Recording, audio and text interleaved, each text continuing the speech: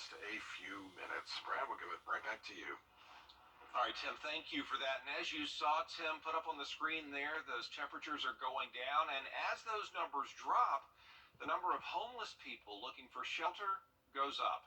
News Channel 6's Wjbf Jefferson tells us how that's going to impact people in the Harrisburg area. She is live there now. Wjbf?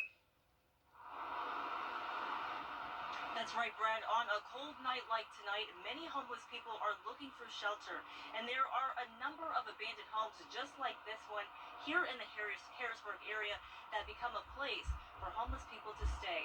Now, the problem with that is that sometimes those homeless people take shelter in these homes and start a fire to stay warm. That fire can then start a blaze, which can spread to homes right next door. With at least 35 homes in the Harrisburg area, it's a problem that people who live here say they see every year. What if it was a house next to me and I'm asleep and it started burning and said, well, I'm living that on fire and I get burned up in it? You know, I actually think the commissioners need to get together and build more homeless places for the homeless people.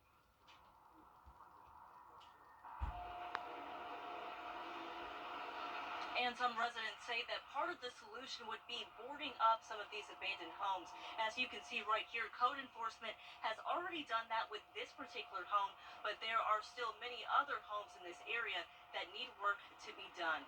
Reporting live in Harrisburg, Wjbf Jefferson at Wjbf, News Channel 6. A man facing charges tonight after he drove his car into a Christmas parade last night in Wisconsin. That's where Waukesha police say 39-year-old Daryl Brooks was leaving the scene of a domestic disturbance when he drove through the barricades of the parade. Investigators say 5 people are dead, 48 injured. Brooks faces 5 counts of intentional homicide now. Here in the CSRA, law enforcement agencies and organizers of local Christmas parades want to make sure people are safe during those displays of holiday cheer. News Channel 6's Renetta Dubose looked at several parades scheduled across the 2-state.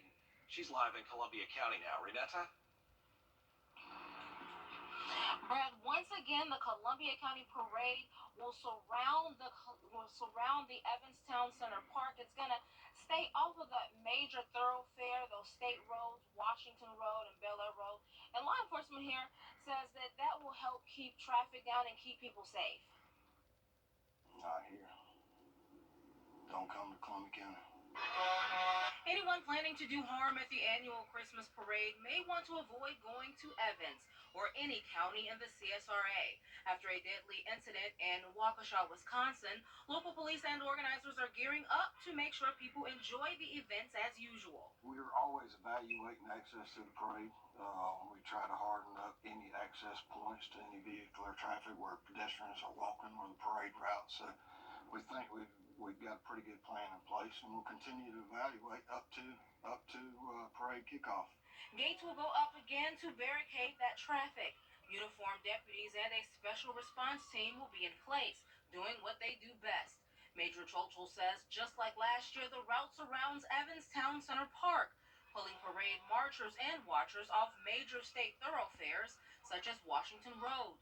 Nearby in Grovetown, you can expect safety measures to be in place as well. The mayor has told me that we will have officers set up at those cross paths in the parade route, and we're also going to have additional officers during the parade as well. The region's other big parade in Augusta will also be protected. We will have every intersection that is affected by the parade route manned by Richmond County deputies.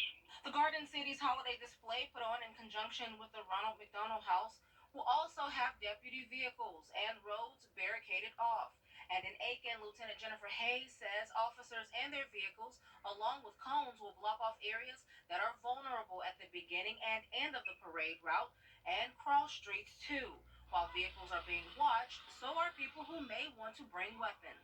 That's our business. That's what we do every day.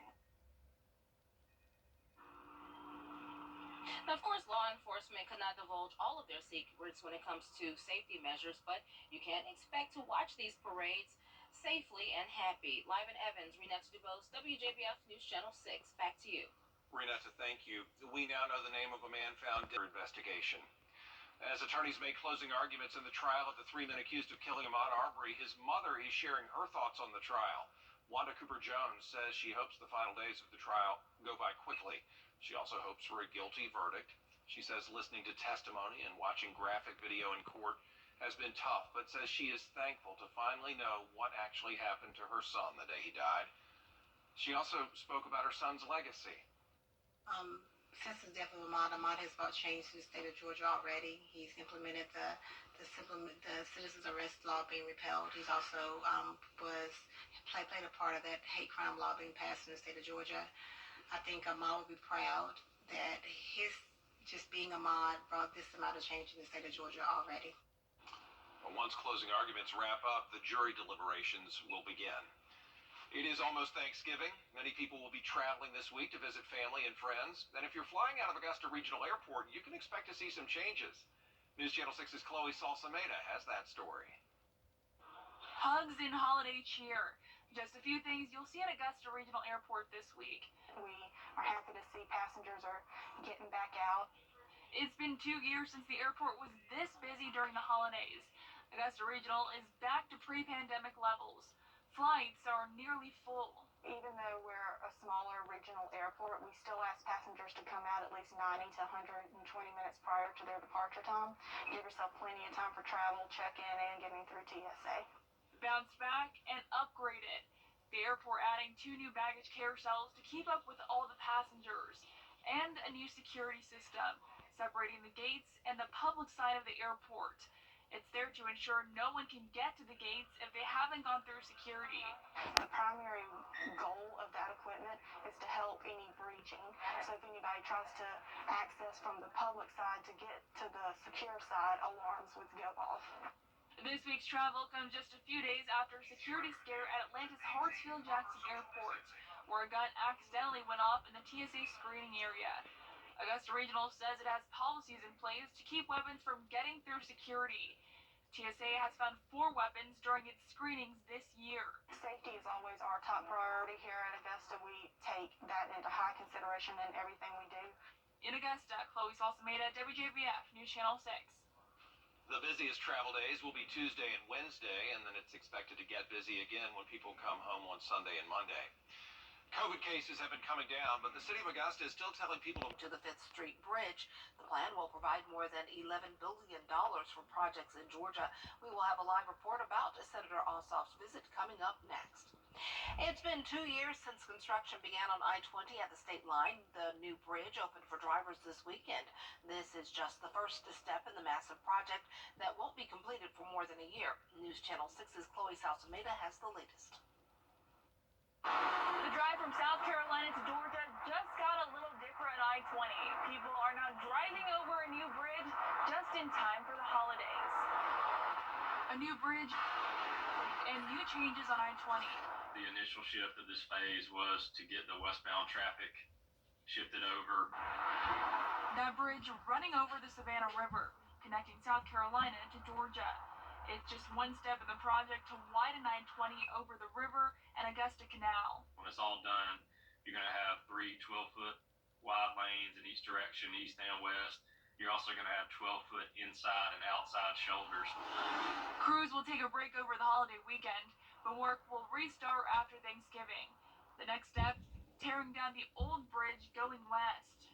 Crews will then begin building the bridge going east into South Carolina. Hopefully everything's open with 3 lanes in each direction come spring 2023. The project is complicated. Traffic can't be disrupted. Neither can the environment below.